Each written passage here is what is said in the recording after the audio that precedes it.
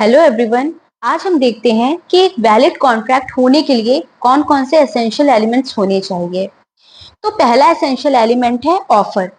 दूसरा है एक्सेप्टेंस यानी स्वीकृति, यानी उस ऑफर को किसी ने स्वीकार किया हो। थर्ड है कि वो पार्टी कॉम्पिटेंट होनी चाहिए। फोर्थ है कि उन पार्टीज की जो कंसेंट है वो फ्री होनी चाहिए, स्वतंत्र होनी चाहिए। फिफ्थ है कि उस कॉन्ट्रैक्ट को करने के लिए जो कंसिडरेशन रखा गया है, दिया गया है, वो लॉफुल होना चाहिए। सिक्स्थ है कि जिस ऑब्जेक्ट के लिए वो कॉन्ट्रैक्ट किया जा रहा है वो लॉफुल हो। सेवेंथ है कि not expressly declare to be void, यानी वो स्पष्ट रूप से अमान्य घोषित ना कर दिया गया हो।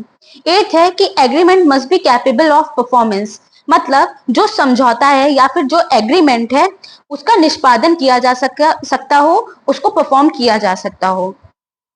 अब हम देखते हैं इसे एक एक करके, जिसमें पहला है ऑफर यानी प्रस्ताव।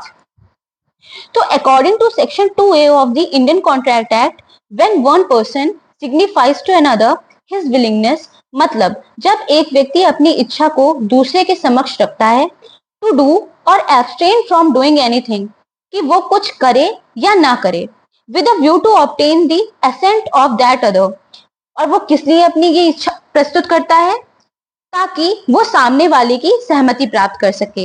इसे ही हम प्रपोजल कहते हैं। तो प्रपोजल के कुछ कंपोनेंट्स होते हैं, जिसमें पहला है one person must have signified to another his willingness to do और to abstain from doing anything, यानी एक व्यक्ति ने कुछ करने या ना करने की अपनी इच्छा को दूसरे के समक्ष प्रस्तुत किया हो।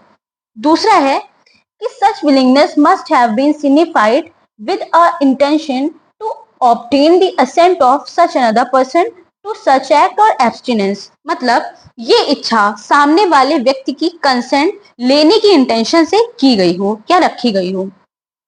अब हम एक इलिस्ट्रेशन देखते हैं कि ए बी को 50,000 रुपए में 1,000 पंखे देने का प्रस्ताव देता है, और वो ये भी स्पेसिफाई करता है कि वो इसे 15 दिन में डिलीवर करवा देगा।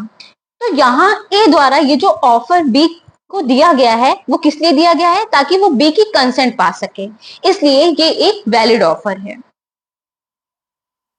अब हम देखते हैं काइंड्स ऑफ प्रपोजल, जिसमें पहला है एक्सप्रेस प्रपोजल। तो जब प्रपोजल लिखित या मौखिक रूप से किया जाता है तो उसे हम एक्सप्रेस प्रपोजल कहते हैं। सेकंड है इम्प्लाइड प्रपोजल यानी विवक्षित प्रस्ताव। तो कई बार पार्टीज के एक्ट या उनके कंडक्ट या यानी आचरण से ये प्रतीत होता है कि वो कोई ऑफर करना चाहते हैं, तो इसे ही हम इम्प्लाइड प्रपोजल कहते हैं। थर्ड है स्पेसिफिक प्रपोजल यानी विशिष्ट प्रस्ताव। तो जब ऑफर को किसी एक या निश्चित व्यक्ति को यानी एक सर्टेन पर्सन को किया जाता है तो उसे हम स्पेसिफिक प्रपोजल कहते हैं।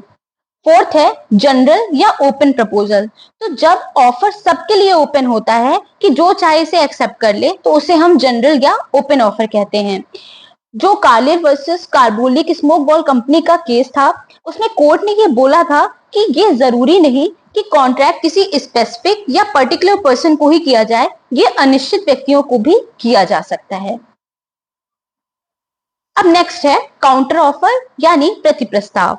तो जब ऑफर को एज इट इज या एब्सोल्युटली एक्सेप्ट नहीं किया जाता, या उसमें कुछ कंडीशंस को इम्पोज करने के बाद उसे एक्सेप्ट किया जाता है, तो वो एक्चुअल ऑफर नहीं रह जाता और वो काउंटर ऑफर बन जाता है।